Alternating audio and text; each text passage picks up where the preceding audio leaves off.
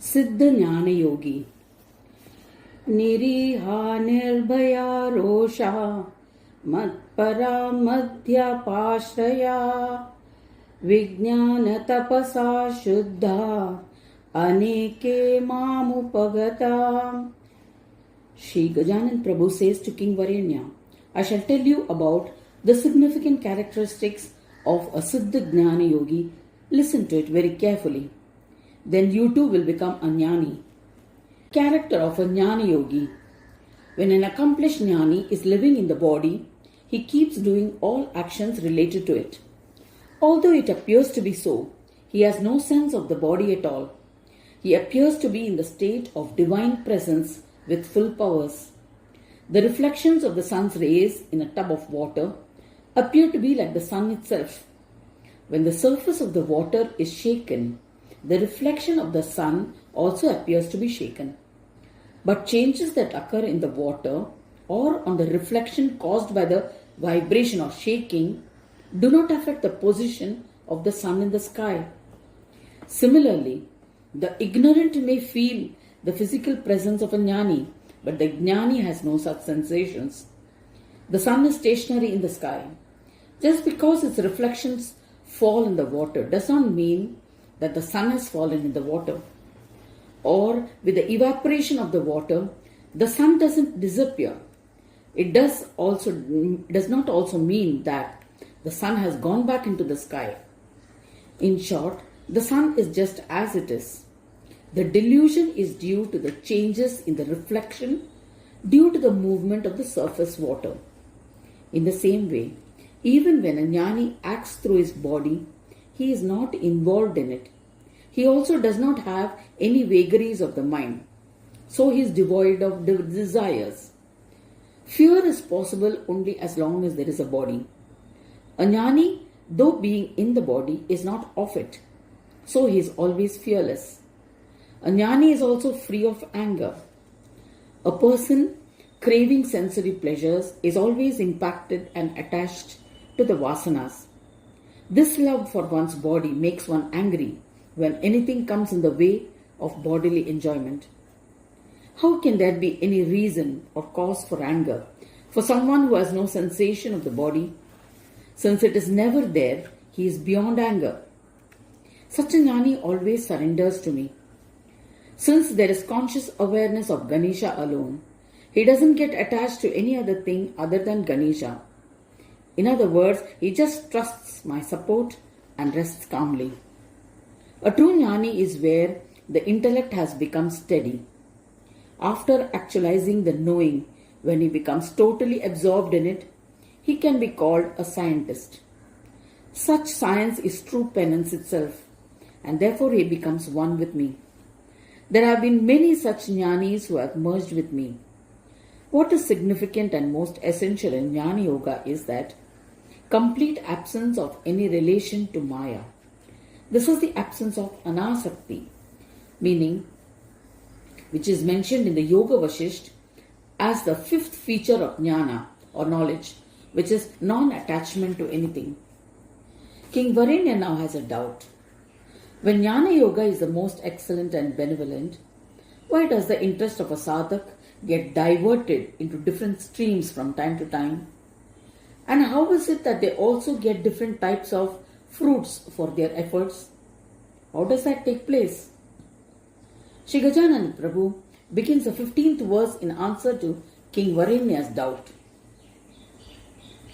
Yena ena hi bhavena samsevante narottamam tatha tatha phalam tebhya prayachamavyayasfutam. Shri Ganaraja Prabhu says to King Varenya, gathering complete information about Jnana Yoga and then applying it on oneself with steadfastness is the accomplishment of this science. The study that is pursued till its actualization is equivalent to a scientific penance. Therefore, once a person is purified with the penance of the science of knowledge, he becomes free from fear and is not affected even the slightest by anger from any person. Such a Jnana Yogi who contemplates only on me and who has sacrificed all other support, save mine, is an accomplished yogi, many of whom have even reached my abode. After listening to such a bountiful praise about Siddha Jnani Yogi, it is possible that King Varinya felt that attainment of Ganesha means attainment of his complete psychic powers and grandeur, which has been attained by Yoga Siddhas, which is nothing but Purna Yoga. Among all the species, the human birth is the most excellent. Still, when an embodied soul with an intellect gets caught up in the enjoyment of material things, he is the dullest.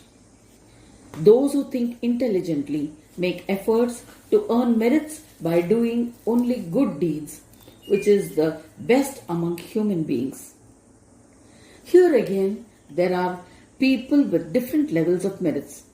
Those who do deeds that are meritorious get the joys of Swargaloka, while the sadhaks who strive to attain liberation attain my abode through my grace. Some seekers follow the path of meditative union with the intention of attaining the knowledge of Brahma. They get psychic powers by my grace, just as the sadhaks of Jnana Yoga gets actualization of Jnana. So, according to their eligibility, if the sadhaks hold on to their chosen objective of doing their spiritual practices, they attain psychic powers. This is the secret. In the end, all sadhaks finally attain me. The secret of attaining psychic powers of Jnana Yoga by the sadhaks is to attain them sequentially. Just as a person who is lucky earns merits, so also to find a person steadfast in Jnana Yoga is truly rare. Besides, it is only when he has steered away and forever retracted from all kinds of material enjoyments that the imperishable science of knowledge contained in the scriptures becomes palatable to him, not otherwise. After having explained the state of a Jnana Yoga sadhak and his progress, Sri Gajanana Prabhu proceeds to explain the favorable and unfavorable conditions that a sadhak faces and how he rides over them. Conditions faced by a sadhak. Before we go into that, it is worth understanding the limits of steadfastness in Jnana Yoga and how it is considered the absolute limit. That is, you will understand how I, as a mass of knowing, am in reality the nullity of Maya's enchantments. Janas puritare rajan mama marganuyayinam tataiva vyavaharante sveshu chanyeshu kurvate. Shri Gajanan Maharaj says to King Varinya, only those who do spiritual practice for attaining me are the best among humans. However, those who worship me in whatever manner are also rewarded. If someone prays that I be born as their son and does the necessary penance, then I become their son. So, even though I am endless, omnipresent, and my glory is unlimited, if the devotee who worships me knows only a limited portion of me, he will get only that extent from me, not the whole.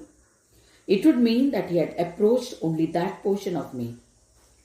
Some worship me with the greed of enjoying the prosperity of Swananda Loka. To him I give the happiness of the Loka. Those who are desirous of enjoying my service and company get my proximity. Still, those who are desirous of attaining liberation, such person merges his individual self in my universal self. In the same way, the play of Brahma in the whole world is the form of Brahma himself. Anyone who works with this attitude of surrender to Brahma succeeds in attaining the psychic powers of Karma Yoga, because the quantum of karmas surrendered at the feet of Brahma are his true wealth. The union of Maya with the soul is absolute, and I, who am devoid of all coverings of Maya, have no scope for directing the Maya. There is only one place of Ganesha where there is no possibilities of differentiation.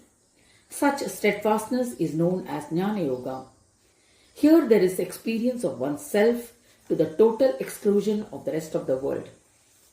Reversely, where there is consciousness of the world, there is not even the slightest possibility of experiencing Brahma.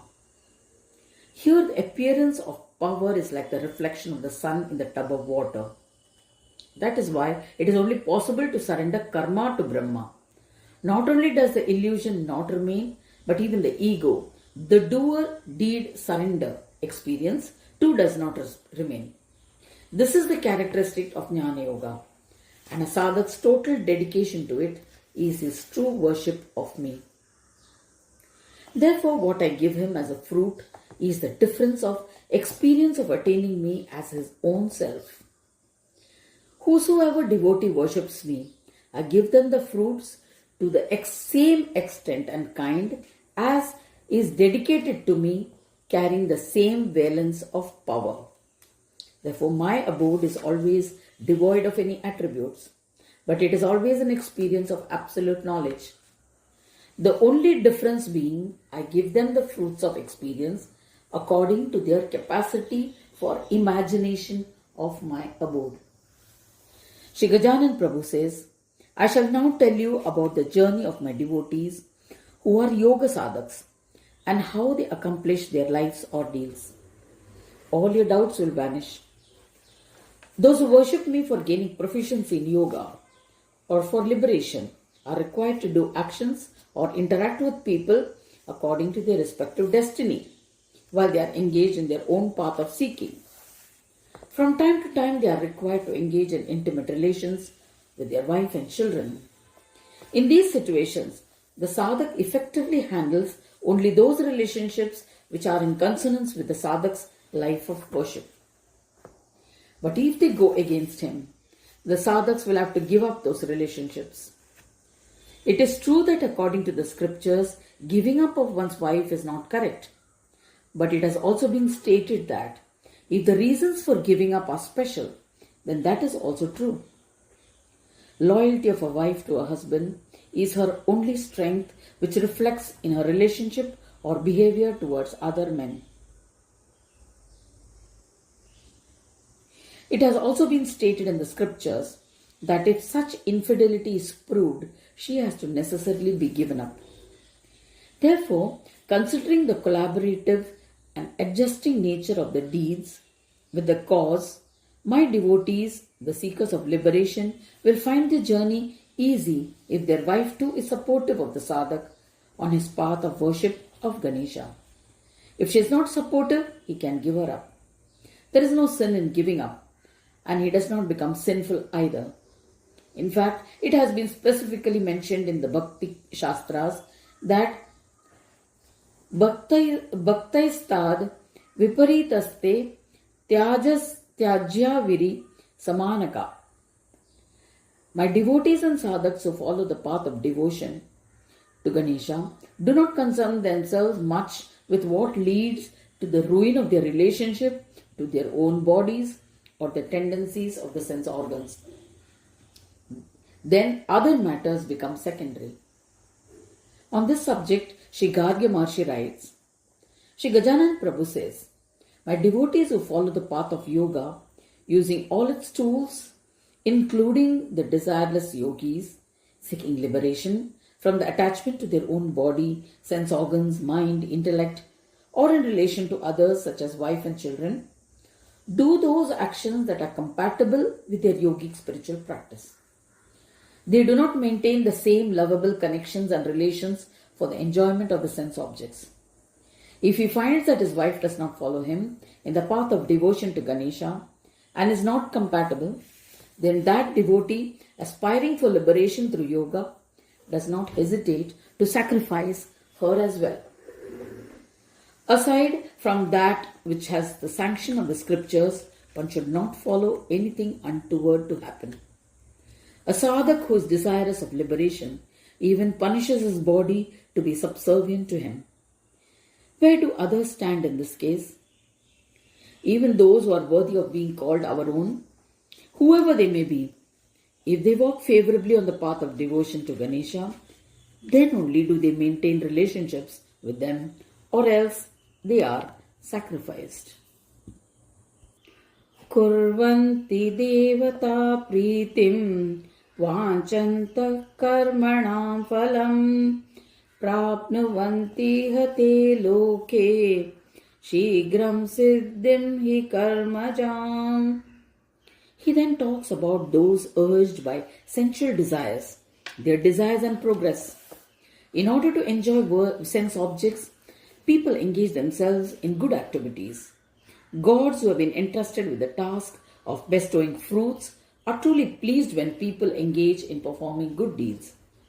Due to the good deeds, the godly position of the gods gets strengthened and preserved. The joys of this world can be attained even with a little effort. Therefore, gods get pleased with good deeds and are quick to shower fruits. Good deeds are done for the well-being and pleasures of the body. Hence, they quickly enjoy the fruits and are reborn quickly on earth. In other words, the fruits of actions done on earth can be fulfilled in the same birth and on earth itself, or they can be carried forward to the next birth. This cycle is repeated continuously. Since the merits of good deeds can be redeemed and enjoyed in any birth, the gods keep giving them the fruits quickly. It is the good deeds done in several lifetimes that one gets the birth of a human being. And if one does the work without any desire for fruits, the consciousness gets purified and one gets the good fortune of attaining Jnana Yoga. Sometimes the bigger fruits take long to be experienced. In every lifetime, the deeds devoid of any desire keep taking place, and only when those desires are exhausted that the intellect gets molded towards the spiritual practices of Jnana Yoga. Chatvaro hi maya varnam rajasattvatamoshataha karma shatascha samsrishta mrityu-loke maya nrupa. Shri Gajanan Prabhu goes on to explain his own disinterestedness in the play of the world in this 18th verse.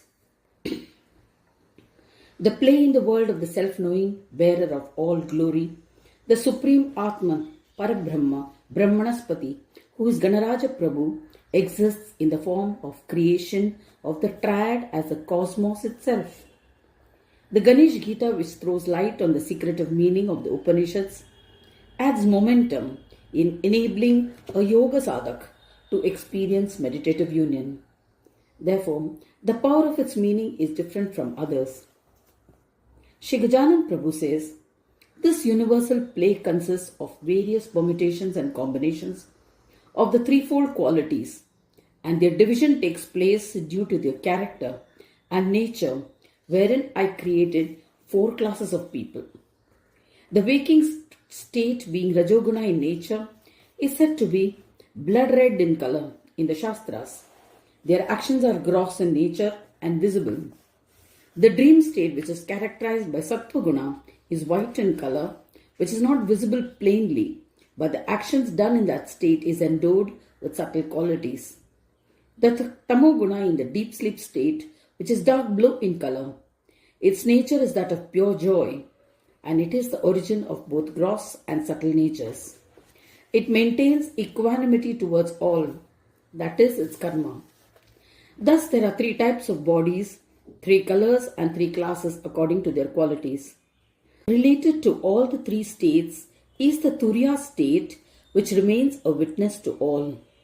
It is non-differential and endowed with all the qualities, and the connection is only as ego, pride or dignity. That is her karma. She is blue in color and undivided in all the classes. She is the original form of all qualities and is the union and substratum of all. She has the same qualities and characteristics of causal matter, which is peaceful in nature, and she is the origin of all qualities. The totality consisting of one or more of these qualities as a whole is the nature of Turiya state. All 3 qualities have been created from my powers and through proximity to me. The threefold qualities and their nature is dependent on karma. Ganesha Gita is a compendium designed to instruct the secret knowledge about creation. Understand the special meaning given to the secret knowledge.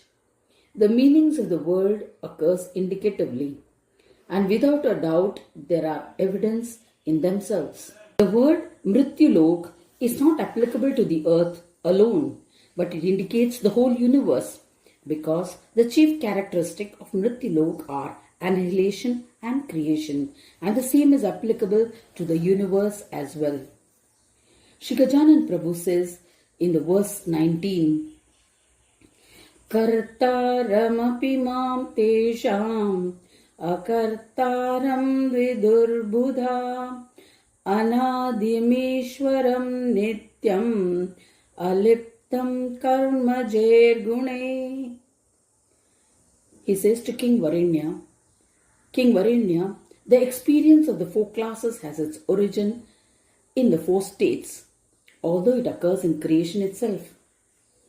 O King, the doubt raised by you as to how the Mrityulok created by the supremely intelligent Paramatma was the earth, then how can we say that the Brahmand consisting of the three lokas is Mrityulok?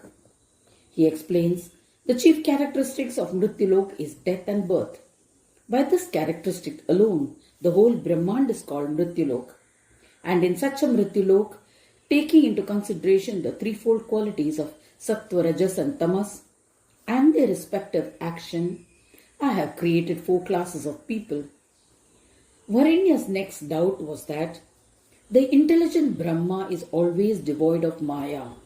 So your creation, that from that one absolute whole, should be devoid of those colors. If that is so, when all actions done are surrendered to you as a creator for becoming established in Karma Yoga, what about the steadfastness of Jnana of the soul? If you as creator are the soul of the world, then how can one have the knowledge of the soul? What Shri Gajanana replies, we shall see in the next audio.